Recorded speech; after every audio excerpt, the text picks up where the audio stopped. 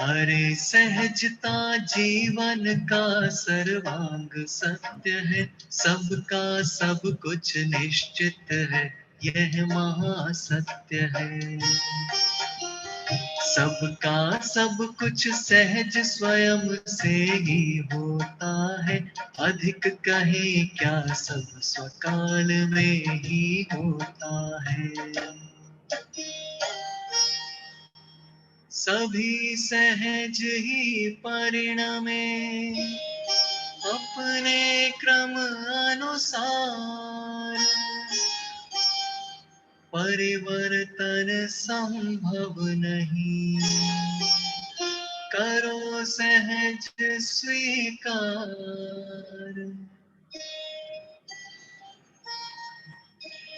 करो सहज स्वीकार, चित्त को ना भरमाओ, सहज भाव से अपने आत्म में आ जाओ। अपने को तो अपना आत्म परम शरण है, मुक्ति मार्ग में श्रेष्ठ कार्य आत्म अनुभव है।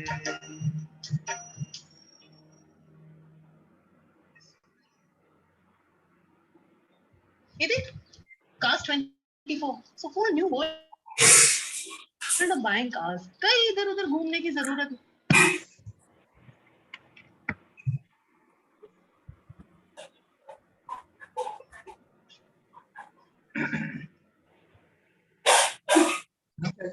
हाँ जज जी प्रारंभ कर दीजिएगा। 1-2 मिनट, मेरे को 2 मिनट लगेगा। हाँ जज ठीक है।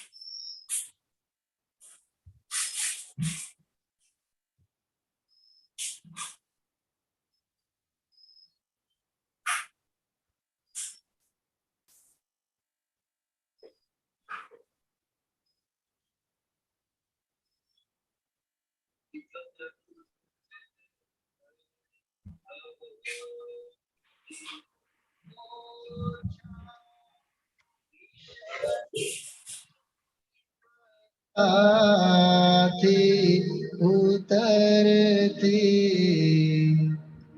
विभावे थी थम्भी, स्वरूप बड़ी दौड़े परिणति। तू छे निश्चय ग्रंथ भांग सगळा, व्यवहारना भेदवा। तू प्रज्ञा छिणी ज्ञानने उदयनी,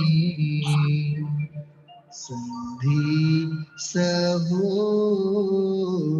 छेदवा। साथी साधकनो तो भानो जगनो, संदेश महावीरनो।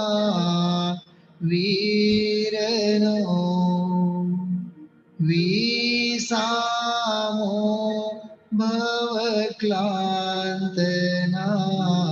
हृदयनो,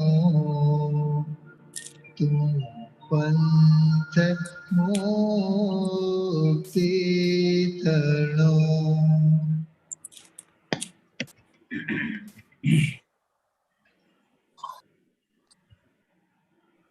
नमो अरिहंताणम् नमो सिद्धाणं नमो वायरियाणं नमो वज्रायाणं नमो लोये सवसावूणम्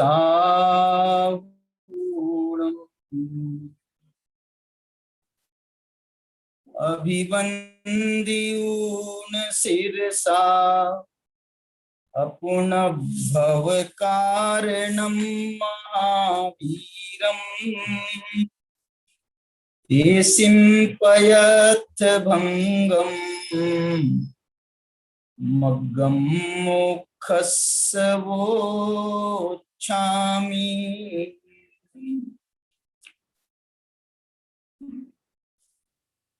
मोक्ष मार्ग प्रकाशक ग्रंथ की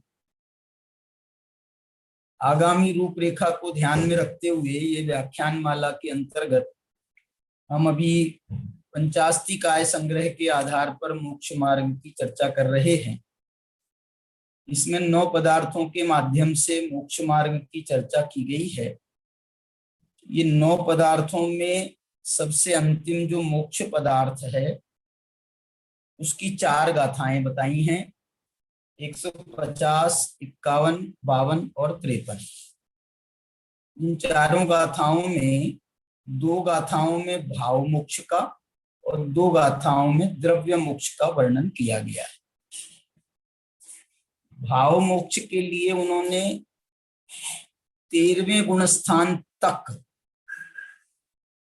मतलब 12वें गुणस्थान के अंतिम समय तक जो प्रक्रिया चलती है उस प्रक्रिया को तो भाव मोक्ष मार्ग कह रहे हैं, और 13वें गुणस्थान में जो उसकी उपलब्धि प्राप्ति होती है, फल की प्राप्ति होती है, उसे वे मोक्ष संज्ञा दे रहे हैं, भाव मोक्ष की संज्ञा दे रहे हैं।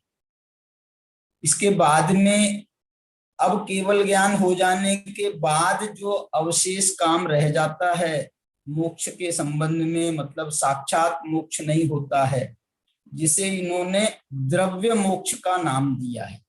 मतलब ये है कि एक तो है भाव मोक्ष 13वें गुणस्थान का नाम, जहां पर हमको केवल ज्ञान, केवल दर्शन, केवल वीर्य, केवल सुख, जिसे अनंत ज्ञान, अनंत दर्शन, अनंत सुख वीर्य के नाम से भी जानते हैं, उस अनंत चतुष्टय की प्राप्ति होती है।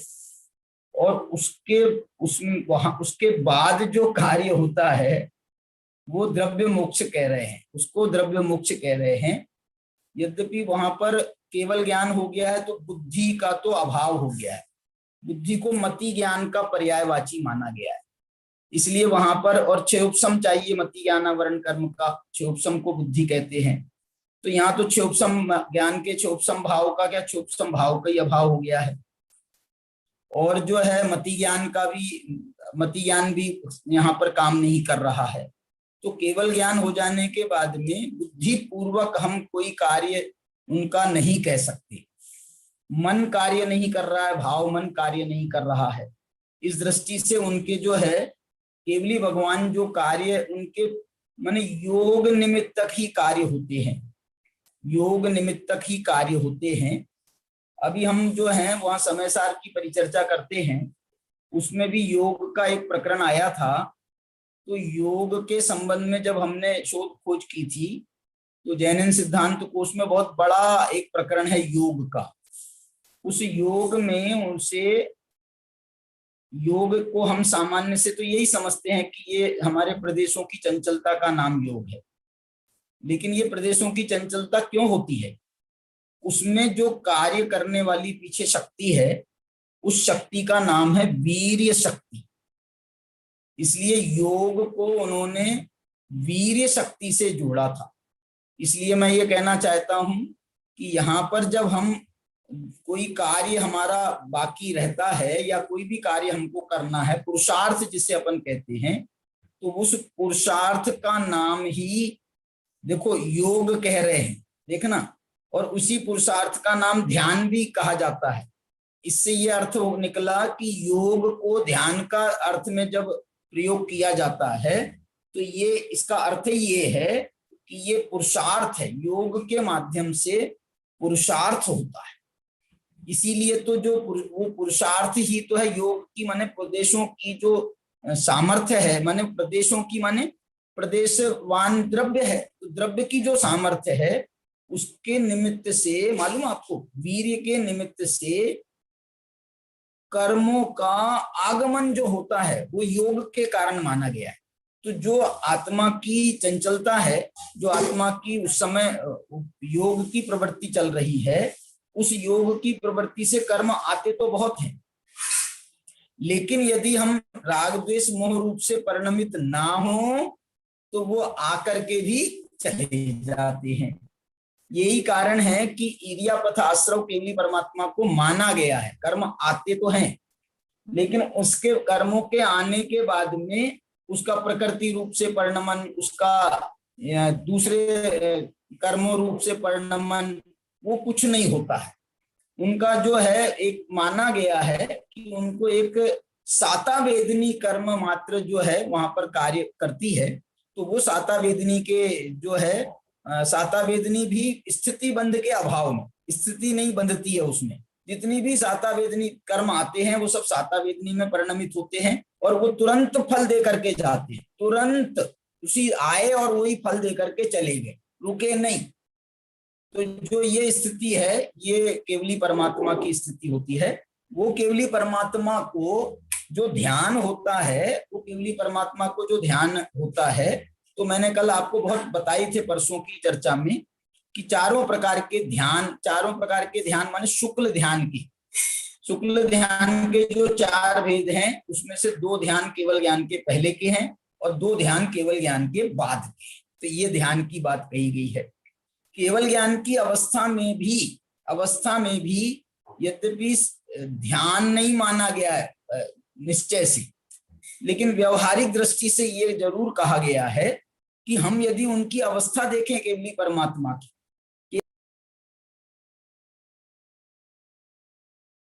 ध्यान में ही केवली परमात्मा जो है वो ध्यान में ही आरूढ़ है।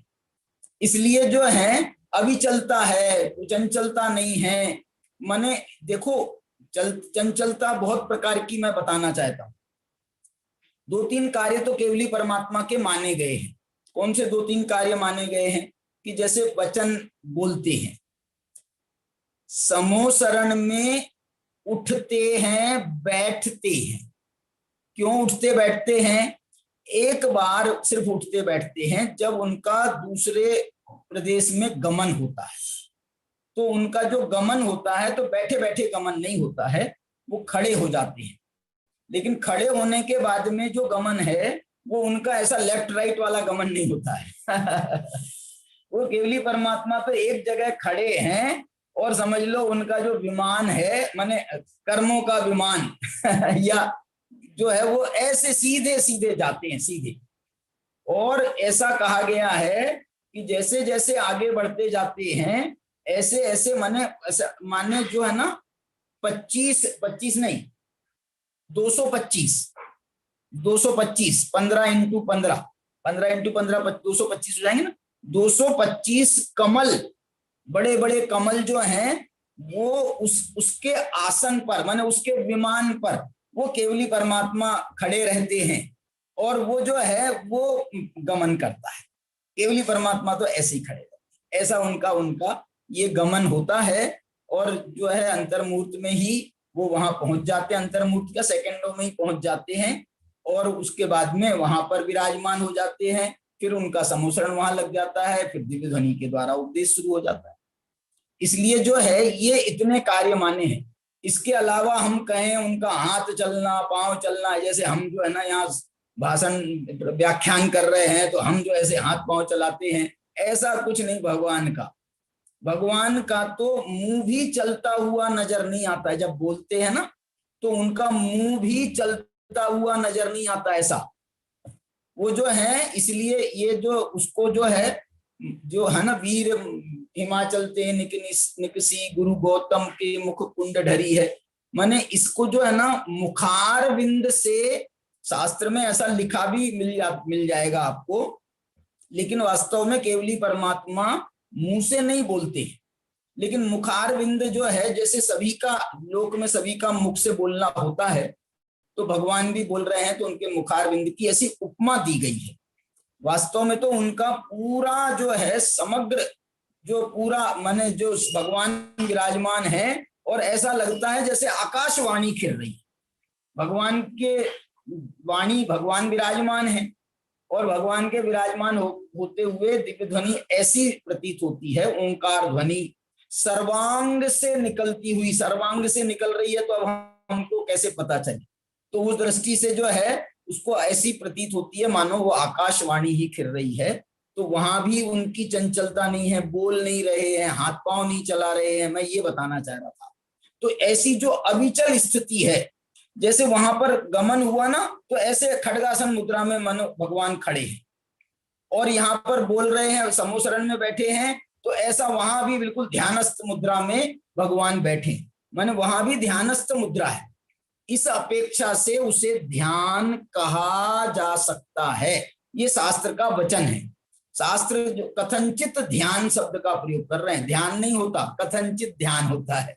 तो और उसके लिए ये उनने कारण भी दिए हैं। मैं आपके सामने जो है आज आपको ये 152 और 153 दो गाथाएं हैं। 152 गाथा तो अपन ने पिछले व्याख्यान में पढ़ी थी, लेकिन टीका उसकी बाकी है।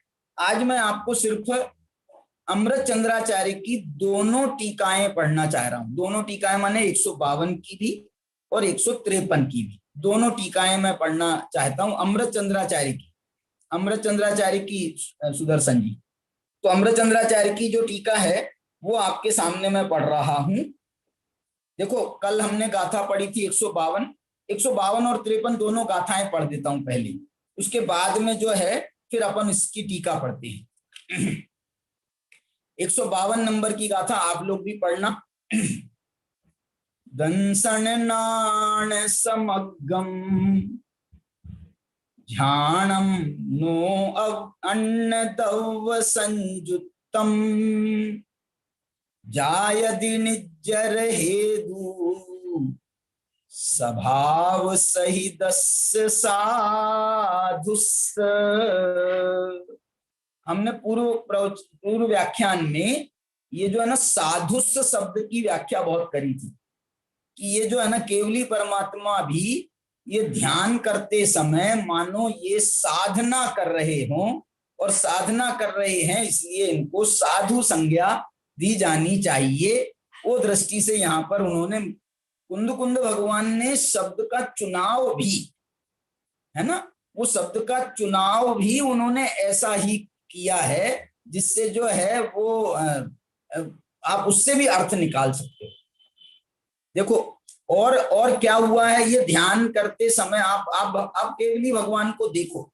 एक बात बताऊं मैं आपको, ये अनंत भगवान के द्रव्य मोक्ष की बात में आपको अनंत भगवान के का स्वरूप बताया जाएगा द्रव्य मोक्ष के समय। अभी भाव मोक्ष के समय जैसे हमने उसके पूर्ववर्तीय पर्यायों की अवस्थाओं की बात की थी, तो द्रव्य मोक्ष तो होगा 14वें गुणस्थान के बाद में, लेकिन यहाँ पर जो है ये द्रव्य मोक्ष के प्रकरण में 13वें गुणस्थान और 14वें गुणस्थान दोनों गुणस्थानों की चर्चा और उस समय जो उनकी अवस्था है वास्तव में उस अवस्था को यहाँ पर बताया जा रहा है। तो कैसे हैं अनंत भगवान? दंसन नाण समग्गम, दर्शन ज्ञान से सहित है। दंसन नाण समग्गम ध्यानम दर्शन ज्ञान से सहित उनका ध्यान है। इस ध्यान को आप यदि योग कह दो ना, ध्यान को योग कह दो, और योग यदि है तो इसको आप वीर्य से मिला करके कहें तो दर्शन ज्ञान और से सहित जिनका वीर्य है और नो अन्न दव्य संयुक्तम, और कोई भी पर पदार्थ से उनका संयुक्त पना नहीं है। संयुक्त पना माने यहाँ शारीरिक अवस्था की बात नहीं कर रहे, शरीर तो अभी सहित है ही, अन्य और कोई पदार्थ शरीर को छोड़ करके और कोई पदार्थ उनके संयोग में नहीं है, लेकिन संयोग में इस अपेक्षा से तो नहीं है, लेकिन सारी समोसरण विभूति, सारी समोसरण आदि विभूति जो है वो उनके ही निमित्त से संयोगित हुई है, तो वो अपेक्षा से यदि हम कहें तो वो तो सब है व्यवहार में सारा का सारा। लेकिन यहाँ जो कह रहे हैं वो ध्यान के लिए कह रहे हैं कि भगवान उसका ध्यान नहीं कर रहे। दंसन नान समग्रम ध्यानम नो अन्य द्रव्य संयुक्तम, अन्य द्रव्य के से संयुक्त नहीं है उनका ध्यान। देखो मैं इसलिए कह रहा हूं, बाह्य अवस्था की दृष्टि से कहें तो अन्य द्रव्य से संयुक्त अवस्था तो दिखाई दे रही है समोसरण में भगवान विराजमान है तो, लेकिन उनका ध्यान अपनी आत्मा में लगा हुआ है। इस बात को हमारी जो हम एक देव स्तुति पढ़ते हैं ना दौलत राम जी की, उसमें भी उन्होंने थोड़ा इशारा किया है इसका। क्या इशारा किया है? सकल गेय ज्ञायक तदपि निजानंद रस लीन। सारे इसलिए ऐसा ही सकल गेय ज्ञायक हैं। इसको मैं और कह सकता हूं कि सकल समोसरण दिव्य ध्वनि आदि सारा जो वैभव है उसके साथ में विराजमान होने पर भी निजानंद रस लीन, निज आत्मा के ध्यान में ही लीन है। ये गाथा का पहली लाइन का अर्थ बताया। और ये जो प्रक्रिया है उनकी, ये जायदी निर्जर हेतु, ये निर्जरा का हेतु बनती है। निर्जरा का हेतु बनती है का इसका अर्थ, दो अर्थ निकालना है इसके। एक अर्थ तो ये है कि जो भी कर्म आ रहे हैं उनके पूर्वबद्ध कर्म हैं। अभी तीर्थंकर प्रकृति बैठी हुई है, तीर्थंकर प्रकृति बैठी नहीं है। जितनी तीर्थंकर प्रकृति इनने बांधी थी पूर्व में, जितनी तीर्थंकर प्रकृति बांधी थी, वो तीर्थंकर प्रकृति का एक अंश भी ये केवल ज्ञान के पहले उदय में नहीं आता। तीर्थंकर प्रकृति का जितना भी उदय है वो 13वें गुण स्थान में ही होता है। और कब से बांध रहे हैं? 2-2, 3-3 भावों पहले से तीर्थंकर प्रकृति बांधी जा रही है। 3 माने 2 भाव पहले से कहो या तीसरे भाव से तीर्थंकर प्रकृति बन रही है। और तीर्थंकर प्रकृति का मालूम क्या स्वभाव है? उसका स्वभाव ये है निरंतर बंधी प्रकृति है, निरंतर बंधी प्रकृति। ये म्यूट कर देना, आवाज आ रही है। हाँ जी, ये जो है ना तीर्थंकर प्रकृति निरंतर बंधी, 3 भाव पहले से बंध रही और निरंतर बंधी है। कदाचित वो तीर्थंकर पूर्व कर्म के उदय से, पूर्वबद्ध कर्म के उदय के कारण नरकादि में भी चले जाएं तो वहां भी वो तीर्थंकर प्रकृति बंधती रहती है। उदाहरण बताओ, उदाहरण हमारे जो आगामी तीर्थंकर आने वाले हैं ना, वो श्रेणिक राजा आने वाले हैं। और वो श्रेणिक राजा जो हैं अभी कहाँ हैं? तो अभी वो श्रेणिक राजा पहले नरक में हैं, पहले नरक में। आयु कितनी है उनकी? उनकी आयु थी, महावीर भगवान के समय हुए थे ये श्रेणिक राजा। तो उस समय ही समझ लो इनका देह विलय हुआ। तो ये जो पूरा पंचम काल है ये 21,000 वर्ष का, इसके बाद छठा काल 21,000 वर्ष का, इसके बाद दूसरा छठा काल आएगा वो भी 21,000 वर्ष का, उसके बाद में फिर से 5वां काल आएगा 21,000 वर्ष का। और उसके बाद जो पहले तीर्थंकर होंगे, चौथे काल के प्रारंभ में जो पहले तीर्थंकर होंगे वो ये श्रेणिक महाराज हैं। उनका नाम क्या है? महापद्म नाम के पहले तीर्थंकर बनने वाले हैं, महापद्म नाम। इसलिए वो 84,000 वर्ष की ही उनकी मात्र आयु है नरक में, और नरक से यहाँ आएंगे। और 84,000 वर्ष में 1 मिनट, 1 सेकंड, 1 समय भी ऐसा नहीं होगा जब उनको तीर्थंकर प्रकृति नहीं बंध रही होगी। तीर्थंकर प्रकृति बांध रहे हैं यहाँ भी। जब से तीर्थंकर प्रकृति बनना शुरू हुई है, उनको श्रेणिक अवस्था में भी मनुष्य पर्याय में शुरू हो जाती है, तब से नरक में भी। और यहाँ पर भी जितनी उनकी आयु रहेगी, उनकी आयु पता है क्या? महापद्म तीर्थंकर की कितनी आयु रहने वाली है? महापद्म तीर्थंकर की कितनी आयु रहने वाली है ये शास्त्र में तो लिखा होगा, मेरे को ध्यान में नहीं है। यदि किसी के ध्यान में हो तो बता सकते हैं। महापद्म तीर्थंकर की आयु बहुत बड़ी नहीं रहने वाली है, बहुत बड़ी रहने वाली नहीं है, क्योंकि ये पंचम काल के बाद वाला चौथा काल है। इसलिए जो है ना, पिछले चौथे काल के अंत समय जो अवस्था थी, माने महावीर भगवान के समय जो अवस्था थी, वैसी अवस्था जो है यहाँ पर आगे भी रहने वाली है। इसलिए जैसे हमारे आदिनाथ भगवान की आयु थी 84 लाख पूर्व की, वैसी आयु नहीं रहने वाली अगले पहले तीर्थंकर की। अगले 24वें तीर्थंकर की वैसी आयु रह सकती है, अगले 24वें तीर्थंकर की। पहले तीर्थंकर जो अगले पहले तीर्थंकर हैं, वो तो महावीर भगवान के समान लगभग रहेंगे, ऐसा कोई हार्ड एंड फास्ट नहीं है। कितनी आयु रहेगी शास्त्र में कुछ उसका प्रमाण मिलता होगा तो हम आपको बाद में बता सकते हैं। तो ये बताना चाह रहा हूं, जब तक उन श्रेणिक महाराज को, महापद्म तीर्थंकर को केवल ज्ञान नहीं हो जाएगा ना यहाँ आने के बाद में, तब तक तीर्थंकर प्रकृति का उदय नहीं आए, तब तक तीर्थंकर प्रकृति का उदय नहीं आए। इसलिए ये जो तीर्थंकर प्रकृति है, केवल ज्ञान के उदय होने के बाद में दो काम विशेष होते हैं। एक काम तो ये है कि केवल ज्ञान होने पर दिव्य ध्वनि खिरना चालू हो जाता है। इसी कारण ये जो तीर्थंकर प्रकृति है, इस तीर्थंकर प्रकृति का मुख्य कार्य ही है वो दिव्य ध्वनि का खिरना, और दिव्य ध्वनि के खिरने के कारण ही वो तीर्थंकर कहलाते हैं। तीर्थ की प्रवृत्ति करना माने, तीर्थ की प्रवृत्ति करना माने जिससे तिरा जाए, ऐसा उपदेश देना, उसका नाम है तीर्थ। तीर्थ की प्रवृत्ति माने, तीर्थ माने जिससे तिरा जाए, और उसका उपदेश देना माने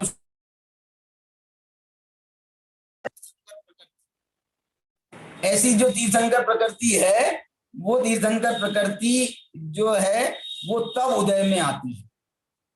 एक बात और बताऊं, एक आबाधा काल की चर्चा आती शास्त्रों में, आबाधा काल। तो ये जो तीर्थंकर प्रकृति बंधती है, तीन भाव पहले से बंध रही है, तो ये तीर्थंकर प्रकृति का आबाधा काल कितना होता है? सामान्य से आबाधा काल अन्य कर्मों का, तो जितने सागर की अवस्था होती है कर्मों की, उतने 1000 बरस का उसका आबाधा काल माना जाता है। एक सागर का है, जैसे कोई कर्म बांधा एक सागर की स्थिति वाला, तो उसका आबाधा काल 1000 बरस का लगभग माना जाता है। तो ऐसा जो 1000 बरस का आबाधा काल माना जाता है ना, तीर्थंकर प्रकृति का आबाधा काल कितना, ये कोई नियम नहीं है सर्वथा आबाधा काल का, सामान्य बात है। क्या बोल रहा हूं? तीर्थंकर प्रकृति का आबाधा काल कितना? बोले उसका आबाधा काल जब तक केवल ज्ञान नहीं हो जाए, जब तक 13वां गुण स्थान नहीं हो जाए, तब तक उसका आबाधा काल माना जाता है। ऐसा इसका आबाधा काल का नियम। इसी प्रकार से आबाधा काल आयु कर्म का भी होता है। आयु कर्म हम जो है बिल्कुल मृत्यु के समय बांधे अथवा त्रिभाग में हम बांधे, कभी भी बांधे, लेकिन उसका आबाधा काल कब तक का माना जाता है? जब तक दूसरी पर्याय चालू ना हो जाए, आगामी भाव जब तक चालू ना हो जाए, आगामी आयु जब तक चालू ना हो जाए, तब तक उसका आबाधा काल माना। वहां पर वो नियम नहीं है कि भैया इतने सागर है तो इतनी स्थिति है, इतना, वो वाला नियम वहां पर लागू नहीं पड़ता है। इसलिए आबाधा काल जो है, इसके मामले में आगम जो है बहुत फ्लेक्सिबल है। फ्लेक्सिबल है माने जहां जैसा योग्य होता है वैसा आबाधा काल माना जाता है। चलिए, तो ये 152 नंबर की गाथा जो है जायदि निज्जर हेतु। अब एक बात बता रहा हूं, जायदि निज्जर हेतु में ये शामिल करने की बात है कि अब जितना कर्म बचा है, अघातिया कर्म, वो सब निर्जरा को प्राप्त होना है धीरे धीरे धीरे धीरे धीरे कर। अब आदिनाथ भगवान की 1 लाख पूर्व की आयु बाकी थी केवल ज्ञान के समय, 1000 बरस कम। तो उतनी देर तक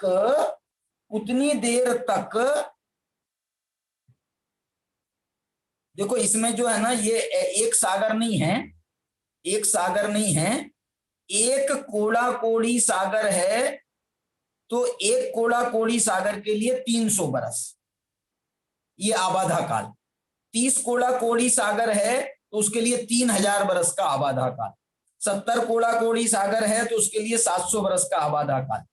ऐसा इसमें माना गया है। अब जैसे ये 33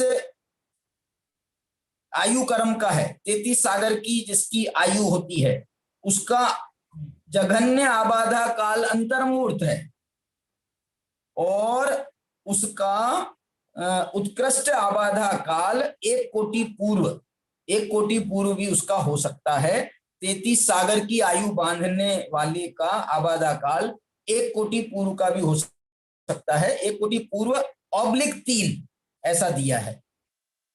और उसकी उदीर्णा जो है वो आवली या असंख्यात समय में होती है। वो दोनों प्रकार से, ये तत्वार सूत्र का जो एक सूत्र है ना 8वें अध्याय का, शेषाणाम अंतर मुहूर्ता, उस सूत्र की टीका में इसकी चर्चा आती है। चलिए, ये तो मैंने आपको वहां से तत्वार सूत्र से आबादा काल के संबंध में बताया है।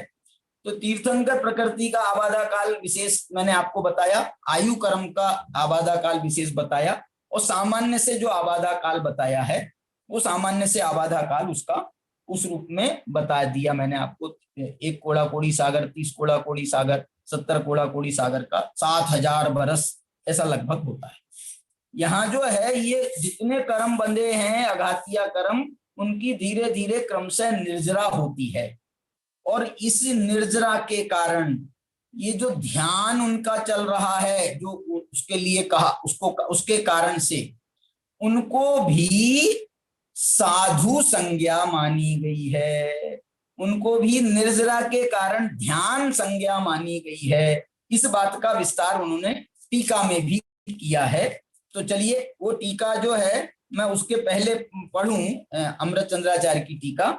उसके पहले 153 नंबर की गाथा आपको सुनाना चाहता हूं। 153 नंबर की गाथा देखिए। जो संवरेण जुत्तो, वाह, ये कौन सा अवस्था चल रही है मालूम? 13वां गुणस्थान, जो सामान्य 13वां गुणस्थान है, उसकी चर्चा तो 152 नंबर की गाथा में। अब ये 13वें गुणस्थान का अंतिम समय और 14वां गुणस्थान, जिसमें 2 ध्यान हो जाएंगे, एक आखिरी का सूक्ष्म क्रिया प्रतिपाती ध्यान 13वें गुणस्थान के अंतिम समय में, और उसके बाद 14वें गुणस्थान में चौथा शुक्ल ध्यान। इन दोनों ध्यान की चर्चा इस 153 गाथा में आती है। और वहां पर वो जो अब जो है ना 14वां गुणस्थान जब होता है या 13वें गुणस्थान का जब अंत होता है ना, तो योग में भी, योग के द्वारा भी ईर्यापथ आश्रव हो रहा था ना, उस ईर्यापथ आश्रव पर भी कंट्रोल हो गया संवर से। संवर के द्वारा आश्रव का निरोध करेगा संवर, तो ये संवर वहां भी संवर चलेगा। कहां पर? 13वें गुणस्थान के अंत में। और 14वें गुणस्थान में योग का अभाव हो जाएगा, तो वहां तो परम संवर की अवस्था हो जाएगी। योग का अभाव हो गया तो अब तो कर्म का साता वेदनी कर्म भी नहीं आ रहा। अब जो बंधा हुआ है बस वही नष्ट होगा, नया कुछ नहीं आएगा। ये बात बताने वाले। जो संवरेण जुत्तो, गाथा पढ़ता हूं। जो संवरेण जुत्तो निज्जर माणोध सव कम्माणी, ववगद वेदा उत्सो मुयदि भवम तेन सो मोक्षो। देखो स्पेशल बात क्या बताना है मुझे, ये बताना है कि 152 गाथा तो कह रही थी अनंत भगवान साधु हैं और अब ये 153 गाथा कह रही है कि अब जाकर के मोक्ष हुआ। भवदी मुयदि भवम तेन सो मोक्ष। मोक्ष, साक्षात मोक्ष कब होता है? बोले साक्षात मोक्ष तो उसका नाम है। तो बोले ये अनंत भगवान को भाव मोक्ष आपने कहा था। बोले वो कहा था भाव मोक्ष, लेकिन वास्तव में वो साधु हैं अभी भी साधना चल रही है। जब तक मोक्ष मार्ग चल रहा है तब तक के साधना चल रही है। क्यों? क्योंकि साधना तब तक मानी गई है जब तक साध्य की प्राप्ति नहीं हो जाती। साध्य क्या है? साध्य है परम मोक्ष की अवस्था, साक्षात मोक्ष की अवस्था, जिसको द्रव्य मोक्ष कहा गया है। वो मोक्ष जब तक के प्राप्त नहीं हो जाता है तब तक ये जो है क्या कहलाता है? साधना, माने मोक्ष मार्ग। ध्यान भी आप कह दो, तब तक के आपको ध्यान करना है। इसलिए देखो अनंत भगवान को जैसे ध्यान का उनने कथनचित ध्यान कहा, इसके ऊपर जो है ना सिद्ध भगवान को बिल्कुल ध्यान नहीं होता। सिद्ध भगवान को बिल्कुल ध्यान नहीं होता है। फिर भी आप कहोगे कि साहब वैसा ध्यान तो माना जा सकता है। कौन सा ध्यान? कि अब सिद्ध भगवान तो जैसे अनंत भगवान को हमने कहा था ना, एक जगह बैठे तो बैठे ही बैठे, चल रहे हैं तो भी बिल्कुल हिलडुल नहीं रही। तो ये दृष्टि से जैसे उनको ध्यान की अवस्था मानी थे ना। जैसे आप तो एक बात देखो, मैं एक बात बोलता हूं, जरूरी नहीं है ये पद्मासन और खड्गासन अवस्था में ध्यान माना जाए। शास्त्रों में तो ऐसा भी कथन मिलता है कि बहुत सारी ये जो है ना अवस्था, क्या बोलते हैं इसको, आसनों से मोक्ष माना गया है, बहुत सारे मोक्ष भी। और दूसरा मैं ये कहना चाहता हूं, हम लोक में ध्यान कब कहते हैं बताओ? ध्यान कब कहते हैं? आपने देखा होगा गुरुदेव श्री की एक मुद्रा का फोटो देखा होगा आपने, गुरुदेव श्री की एक मुद्रा का फोटो, ऐसी बिल्कुल ऐसी ध्यानस्थ मुद्रा है, ऐसी ध्यानस्थ मुद्रा है, शायद साइड व्यू है और ऐसा ध्यानस्थ मुद्रा है। बताओ वो ध्यानस्थ मुद्रा में गुरुदेव जो है ऐसा माने अलौकिक चित्र है। मैंने ऐसा सुना है, कंफर्म नहीं मालूम, कि ये इस मुद्रा को तो अवार्ड मिला, अवार्ड ध्यान मुद्रा के कारण से इसको उतना गुरुदेव की उस मुद्रा को ध्यान मुद्रा कहा गया। तो मैं ये कहना चाह रहा हूं, ऐसा ही बैठना ध्यान नहीं है। हम ये कहते हैं हम ऐसी चिंतन की मुद्रा में बैठे हैं ना, तो आप आकर के हमको देखोगे तो आप हमसे यही पूछोगे, भैया किसका ध्यान कर रहे हो? बोलो। देखो ये मुद्रा है, ये दिख रहा है क्या इसमें? दिख रहा है ना? देखो ये गुरुदेव की ये जो ध्यानस्थ मुद्रा है, ये ध्यानस्थ मुद्रा मतलब क्या मुद्रा है? वाह! मतलब ये इस मुद्रा पे तो बली जाऊं। बली जाऊं इस मुद्रा पर, ऐसी ध्यानस्थ मुद्रा है। इसमें लिखा भी है नीचे, उसमें जो टिप्पणी दी है ना, कि ध्यानस्थ ध्याता पुरुष पूज्य गुरुदेव श्री, देश विदेश में नंबर 1। देखो ये लिखा है इसमें, देश विदेश में नंबर 1 पूज्य गुरुदेव श्री कांजी स्वामी। किसके लिए? ध्यानस्थ और ध्याता पुरुष के नाम से उनको देश विदेश में इस मुद्रा को स्वीकार किया गया, मान्य किया गया, अवार्ड भी मिला है, ऐसा कहा जाता है। मालूम नहीं कौन लेने गया था, कौन नहीं गया था, ये कुछ मालूम नहीं। चलिए, तो ये 153 गाथा भी वैसी गाथा है जो संवरेण जुत्तो, नया कुछ भी क्रियापद आश्रय भी नहीं हो रहा। और निज्जर मानोध और निर्जरा निर्जरा निर्जरा निर्जरा निर्जरा, बस निर्जरा निर्जरा होती जा रही है। सारे कर्म जो है, बस जैसे एक उदाहरण बताऊं निर्जरा का, हम लोग जो है ना अपने घर की टंकी साफ करते हैं ना, टंकी ऊपर जो पानी का टैंक होता है ना, वो पानी का टैंक जब हमको साफ करना होता है तो हम 2 काम करते हैं। क्या 2 काम करते हैं बताओ? जो पानी आने का सोर्स है तो उस पर एक हमारा अलग से वो होता है, वो घुमा करके बंद करते हैं ना, क्या बोलते हैं उसको, तो वो जो है उसको हम आने के सोर्स को बिल्कुल बंद कर देते हैं, आने के सोर्स को बिल्कुल बंद कर देते हैं।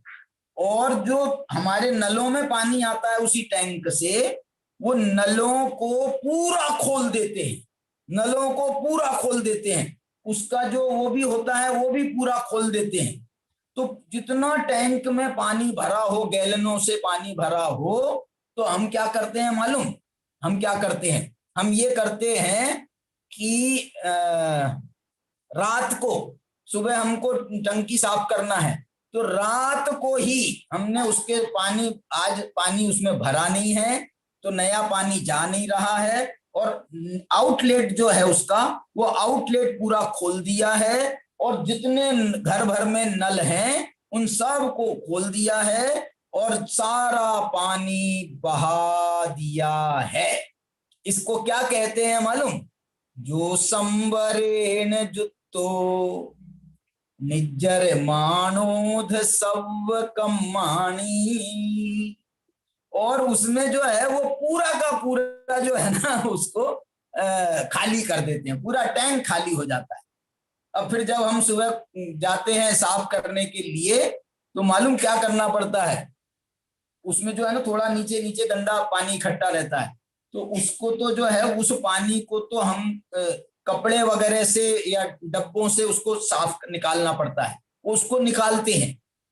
और उसके बाद में जो मेरे को बात बताना है वो बता रहा हूं मैं, उसको निकालते हैं, उसको पोंछते हैं, और उसके बाद में थोड़ा सा फ्रेश पानी, 1 बाल्टी पानी फ्रेश पानी भी लेना पड़ता है। और वो लेकर के हम उसकी जो सफाई करते हैं ना, तो उसको फिर इससे पानी, तो पानी को तो तुमको निकालना है, तुम और पानी क्यों डाल रहे हो? अरे भैया अभी सफाई करने के लिए, गंदगी जितनी है उसकी सफाई करने के लिए फ्रेश पानी हम ले रहे हैं, ये पानी भरने के लिए नहीं है, अभी पानी भरने के लिए नहीं है, ये सफाई के लिए है। तो ऐसा करके जो है वो टैंक पूरा साफ हो जाता है, खाली हो जाता है, शुद्ध हो जाता है शुद्ध हो जाता है। ऐसे ये आत्मा भी सारे द्रव्य मोक्ष मालूम क्यों कहा गया है? मैंने आपको कल भी बताया था। इसमें भाव मोक्ष का पूरा फुल फॉर्म बताओ, क्या बताया था? भाव मोक्ष का फुल फॉर्म और द्रव्य मोक्ष का फुल फॉर्म, ये जो है ना इसमें भी है आत्म, क्या नाम इसकी, समय व्याख्या टीका, पंचास्तिकाय की आत्मख्याति अमृत चंद्राचार्य की टीका में भी है और उसमें भी है, आत्म तात्पर्य वृत्ति में भी है। बताओ क्या बताया था? भाव मोक्ष का फुल फॉर्म और द्रव्य मोक्ष का फुल फॉर्म बताऊं मैं? देखो, द्रव्य मोक्ष का फुल फॉर्म है द्रव्य कर्म मोक्ष। क्या बोला? द्रव्य मोक्ष का फुल फॉर्म है द्रव्य कर्म मोक्ष। आप टीकाओं में देखो, 150 की टीका के सबसे पहली लाइन है द्रव्य कर्म मोक्ष हेतु, द्रव्य कर्म मोक्ष हेतु परम संवर रूपेण। द्रव्य इसमें नहीं, इसके पहले वाली टीका में है, और 152 में नहीं है, और 152 में फिर से आया है द्रव्य कर्म मोक्ष हेतु, द्रव्य कर्म मोक्ष हेतु परम निर्जरा कारण, और इसमें आया था पहले द्रव्य कर्म मोक्ष हेतु परम संवर रूपेण भाव मोक्ष स्वरूप स्वरूपाख्यानम एतत्। अब यहाँ पर जो है द्रव्य कर्म मोक्ष, इसको द्रव्य कर्म मोक्ष कहते हैं, और भाव मोक्ष को भाव कर्म मोक्ष भी कहते हैं। भाव मोक्ष को क्या कहते हैं? भाव कर्म मोक्ष। भाव कर्म मोक्ष माने भाव कर्म कहते हैं राग द्वेष मोह के भावों को, तो उससे मुक्ति मिल जाती है, तो वो भाव कर्म मोक्ष कहलाता है। अब यहाँ पर जो है अंत में जो भव का नाश होता, मुयदि भवम, अंत में भव का नाश होता है, वो होता है ववगद वेदाउस्सो। व्यपगत माने दूर कर दिए गए हैं, नष्ट कर दिए गए हैं, अलग कर दिए गए हैं। क्या? एक तो ववगद वेद, वेद माने यहां पर वो वाला वेद नहीं है भाव वेद, या जिसको कह रहे थे वो पुरुष वेद, नपुंसक वेद, वो वाला वेद नहीं है। ये वेद है वेदनीय कर्म वाला वेद, तो वेदनीय कर्म वाला वेद है। और द्रव्य वेद वैसे वो भी माना जा सकता है, पुरुष वेद जो है ना, पुरुष शरीर, पुरुष वेद, तो पुरुष शरीर का भी यहाँ पर अभाव हो जाता है। तो ववगद वेद और आउस, आयु कर्म का भी इसमें नाश हो जाता है। इस प्रकार से ये कार्य यहाँ पर इन दो गाथाओं के द्वारा संपन्न होता है। अब देखिए इसकी टीका जो है, टीका में मैंने जितनी बातें कही है ना, वो सब बातें ही टीका में हैं। मैं एक बार पढ़ देता हूं। आप देखो, यह द्रव्य कर्म मोक्ष के हेतुभूत ऐसी परम निर्जरा के कारणभूत ध्यान का कथन है। देखो, ध्यान शब्द का भी प्रयोग कर रहे हैं।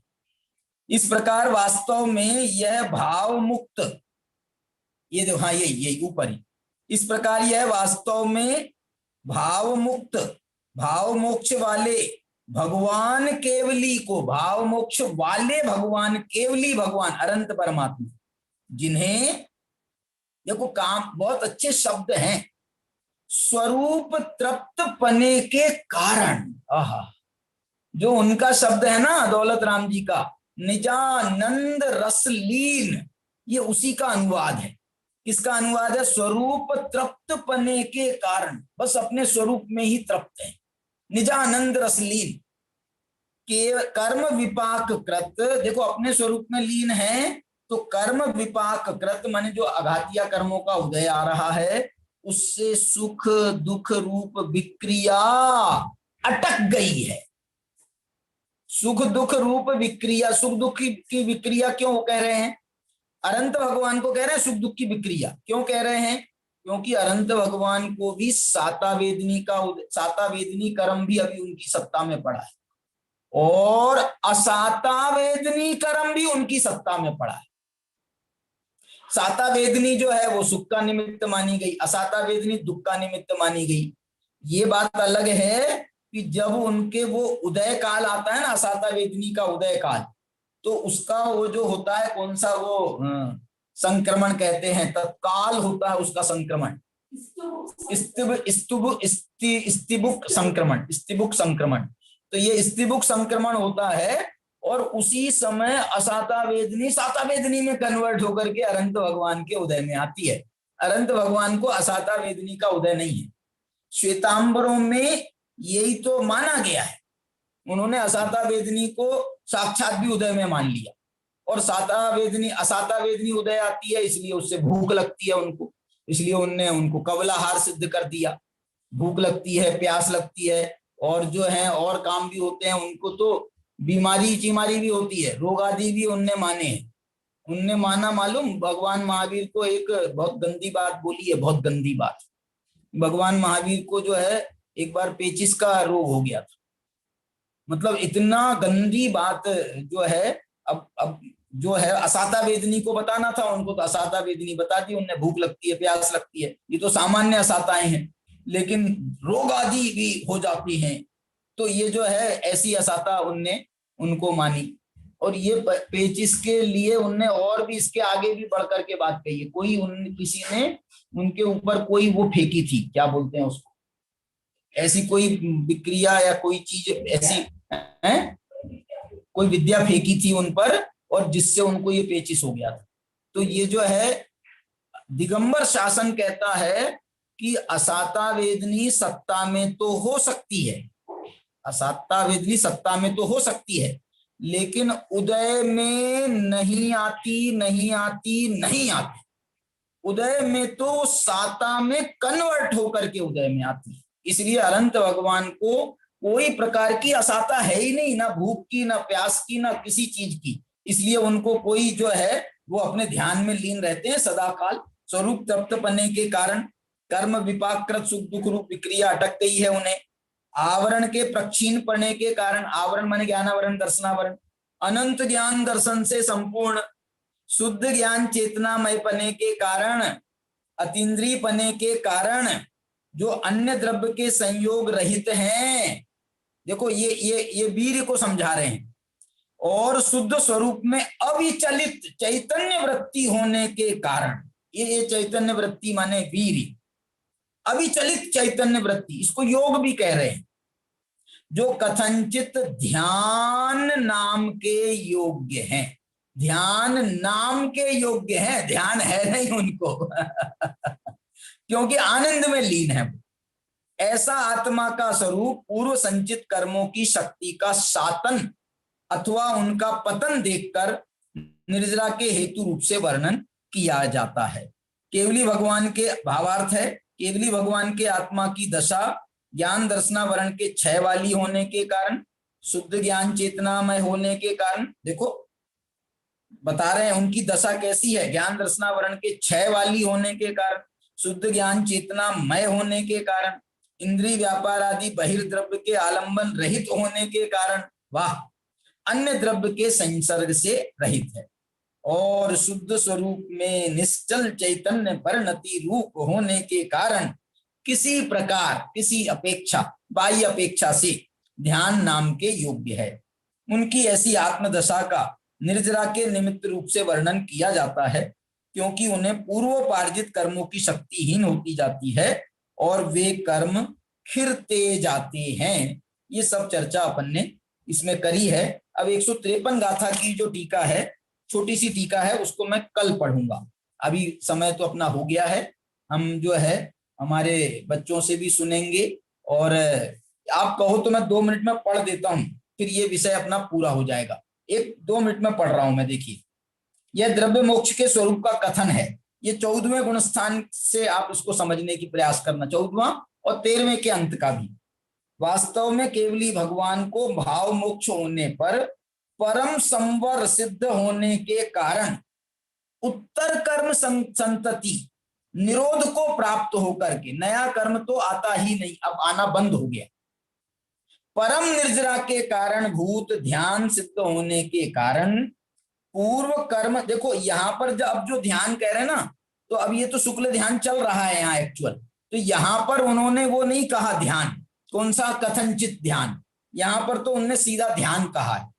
कारणभूत ध्यान सिद्ध होने के कारण पूर्व कर्म संतति की जिसकी स्थिति कदाचित स्वभाव से ही आयु कर्म के जितनी होती है, माने आयु कर्म के बराबर यदि दूसरे कर्म हैं तो कदाचित वैसा भी होता है, तो उनको फिर समुद्घात करने की जरूरत नहीं पड़ती है।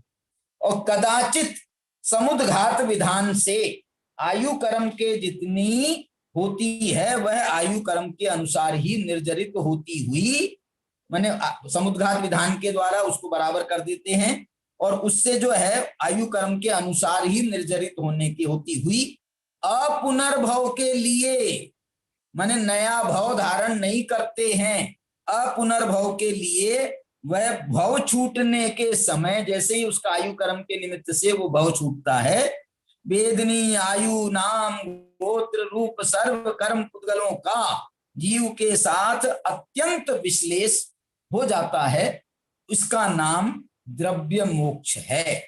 इस प्रकार मोक्ष पदार्थ का व्याख्यान समाप्त हुआ और मोक्ष मार्ग के अवयव रूप सम्यक दर्शन तथा सम्यक ज्ञान के विषयभूत 9 पदार्थों का व्याख्यान भी पूर्ण होता है। तो ये जो है आत्मख्याति टीका तो अपन ने पूरी पढ़ ली। अब इन्हीं 2 गाथाओं की 152-53 की तात्पर्य वृत्ति टीका जो है वो अपन कल देखेंगे, और उसके बाद में तो बहुत जोरदार प्रकरण इसमें आने वाला है 154 गाथा से। वो प्रकरण है मोक्ष मार्ग का, माने मोक्ष मार्ग की चूलिका का। वो चूलिका में आचार्य भगवान मोक्ष मार्ग के संबंध में क्या हमें संदेश देते हैं उसे हम उससे पढ़ेंगे। चलिए, अभी का समय पूरा होता है, इसलिए मैं अपनी को यहीं पर अपनी वाणी को विराम देता हूं। आप बोलिए। अभी हम पंचास्तिका संग्रह ग्रंथ के आधार पर द्रव्य मोक्ष की चर्चा आदरणीय डॉक्टर साहब से सुन रहे थे। ध्यान और योग के माध्यम से आज की 152 और 153वीं गाथा के माध्यम से हमने चर्चा सुनी। ध्यान के अंतर्गत उन्होंने एक बहुत बड़ी बात कही कि गुरुदेव श्री की जो ध्यान मुद्रा है, उस ध्यान मुद्रा को देखकर बली बली जाऊं, ऐसी सर्वोत्कृष्ट ध्यान मुद्रा आज उन्होंने अपने को प्रत्यक्ष भी दिखाई गुरुदेव श्री की। बहुत आनंद आया।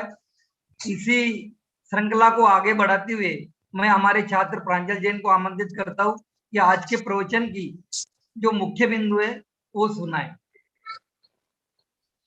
ओम नमः सिद्धेभ्य। आज हमने पंडित राकेश जी शास्त्री के पंचास्तिका ग्रंथ के 152 गाथा और 153 गाथा की टीका और 152 गाथा की टीका पर हमने उनके प्रवचन सुने। उसमें से मैंने कुछ मुख्य बिंदु निकाले हैं, वह इस प्रकार हैं। केवली भगवान समाव शरण में भी बैठकर ध्यान करते हैं, इसलिए उन्हें साधु कहा है।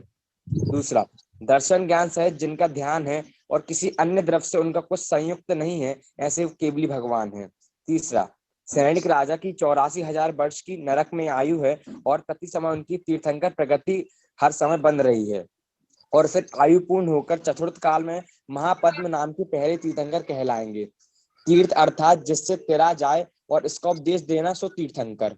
13वें गुणस्थान की सामान्य चर्चा 152वीं गाथा में है और 13वें गुणस्थान की अंतिम और 14वें गुणस्थान की शुरुआत की चर्चा 153 गाथा की टीका में है। 14वें गुणस्थान में योग का भी अभाव हो जाता है तो परम संवर और निर्जरा होती है। साधना तब तक मानी जाती है जब तक साध्य की प्राप्ति नहीं होती। साध्य मतलब परम मोक्ष की प्राप्ति।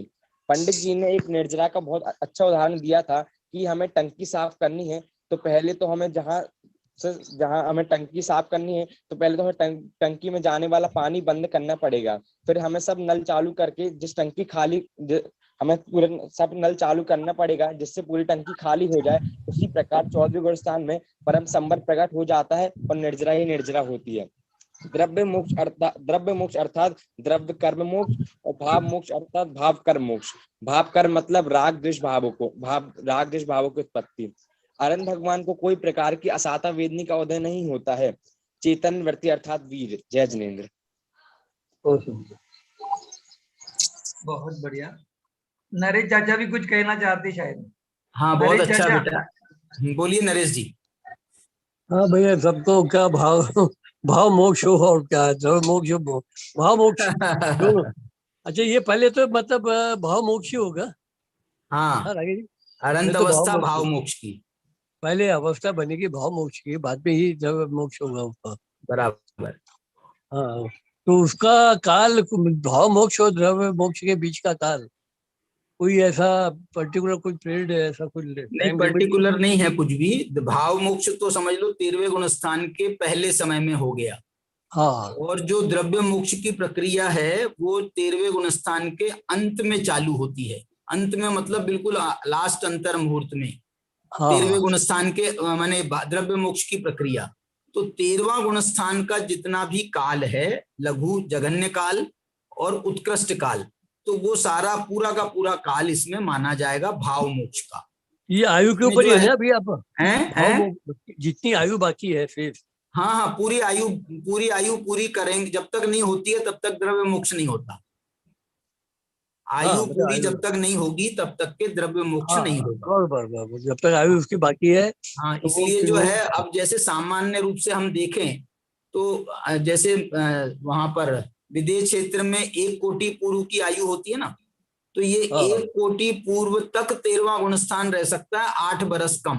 माने 8 बरस की उम्र में कोई सिमंदर भगवान या कोई वहां के भगवान 20 तीर्थंकरों में वो 8 बरस की उम्र में केवल ज्ञान प्राप्त कर लेवे और 1 कोटि पूर्व की आयु तक के उनका 13वां गुण स्थान चले। इतना बड़ा जो है 13वां गुण स्थान का उत्कृष्ट काल हो सकता है। और जघन्य काल तो मालूम हमारे यहाँ, हमारे भरत क्षेत्र में ही तीर्थंकरों की विशेष बात कह रहा हूं। वैसे तो 13वें गुण स्थान का जघन्य काल अंतर मुहूर्त है। अंतर मुहूर्त में 13वां गुण स्थान पूरा होकर के मोक्ष प्राप्त हो सकता है।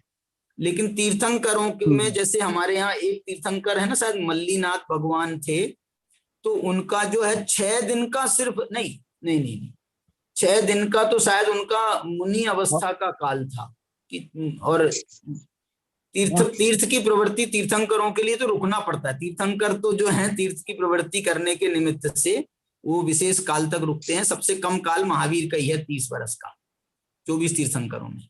नहीं, उनसे कम है मेरे ख्याल से। मल्लीनाथ का जो तो पूरे केवल ज्ञान का नहीं है, मुनि अवस्था का है। मुनि अवस्था का काल जो है सिर्फ 6 दिन में उनको वो हो गया था, केवल ज्ञान प्राप्त हो गया था। और 24 तीर्थंकर के बारे में एक खास बात बताऊं मैं। हाँ बताओ। 20 तीर्थंकर ऐसे हैं जिनका जन्म कल्याणक और तप कल्याणक एक ही दिन है। बराबर है। यानी जब जिसका जन्म, सिर्फ 4 तीर्थंकर ऐसे हैं जिनका जन्म और तप अलग है। बाकी आउट ऑफ 24 मतलब कितनी खास बात है कि जन्मदिन के उसी दिन तप कल्याणक। खास बात क्यों है इसमें? खास बात क्यों है बताओ, कारण इसमें लॉजिक बताओ। लॉजिक ये कि अपन जन्मदिन के दिन अपन पार्टी मनाते हैं, ये मनाते हैं उनको उसी दिन वैराग्य। और उनको वैराग्य आ गया, वो पार्टी मना रहे होंगे उनकी, तो उनने कहा यार ये पार्टी काहे की, इस शरीर की पार्टी मना रहे हो तुम, तो उनको लगा ये तो अच्छा नहीं है, इस लोक में रहेंगे ना तो ये पार्टियां चलती रहेंगी। तो उनको उस समय बहुत ही खास बात है, दीक्षा लेने का भाव आ गया। हम लोग डेली अलग अलग पूजा पढ़ते थे। 24 तीर्थंकर में मार्क किया मैंने, सिर्फ 4 तीर्थंकर ऐसे हैं। हाँ, मेरे को ऐसा 19 का ख्याल है कि 19 तीर्थंकरों को है। आप बोल रहे हो 20 भी हो सकता है। जन्म कल्याणक और तप कल्याणक एक ही दिन पड़ता है। 19 है क्या? शंभुनाथ, सुमतिनाथ, हैं? शंभुनाथ, सुमतिनाथ, मल्लीनाथ और महावीर, ये 4 है। अच्छा अच्छा अच्छा, फिर से बताओ। शंभुनाथ, हाँ, सुमतिनाथ, अच्छा, मल्लीनाथ और महावीर। 4 तीर्थंकर, इनका अलग हाँ, अलग ये है। 4 तीर्थंकर, इनका अलग है। बाकी 20 का हाँ, ठीक है, सेम एक ही दिन में ठीक है, ठीक है, ठीक है। जन्म तब, बहुत ही खास बात है। बहुत बहुत सही है, बहुत सही है। बहुत खास बात है। जन्म कल्याणक चल, के दिन वास्तव में इसलिए यही भावना भाना हाँ, चाहिए कि बस अब आखिरी जन्म हो। से भगवान बनो तुम।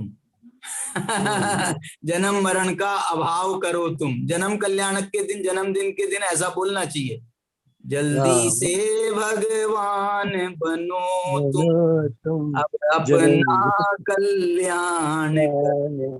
करो तुम। वाह, बहुत सुंदर। सही, बहुत बहुत चलो। चलो, जिनवानी स्तुति के लिए मैं आमंत्रित कर रहा हूँ हमारे 9 के छात्र नमो जैन को, वे आए और जिनवानी स्तुति करें। जय जिनेन्द्र। महिमा है आगम जिनागम की, महिमा है जाहि सुनत जड़ भिन्न पिछानी, जाहि सुनत जड़ भिन्न पिछानी, हम चिन मूर्ति आत्म की, महिमा है, महिमा है आगम जिनागम की, महिमा है रागादिक दुख कारण जाने, त्याग बुद्धि दी भ्रम की, महिमा है, महिमा है आगम जिनागम की, महिमा है जावाणी के ज्ञान से सूझे लो कालो, सोवाणी मस्तक नमो सदा देत हो लोक। का स्तर करेंगे 3 बार।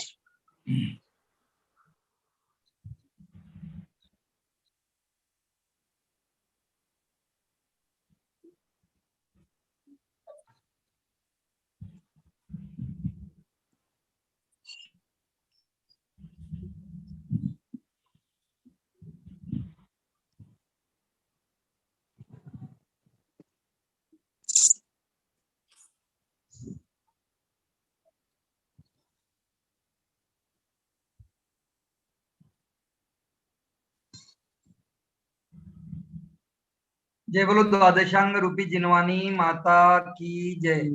सभी को जय जिनेन्द्र। जय जी। सभी को जय जिनेन्द्र।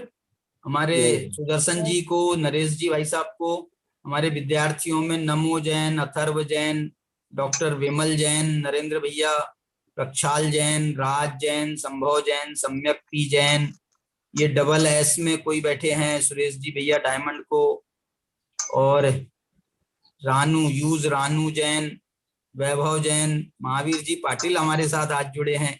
बहुत बहुत धन्यवाद भाई साहब, जय जिनेन्द्र। अंजना जी मोदी को भी जय जिनेन्द्र। सभी को जय जिनेन्द्र। चलिए कल मिलेंगे, द्रव्य मोक्ष की चर्चा तात्पर्य वृत्ति के आधार पर करेंगे।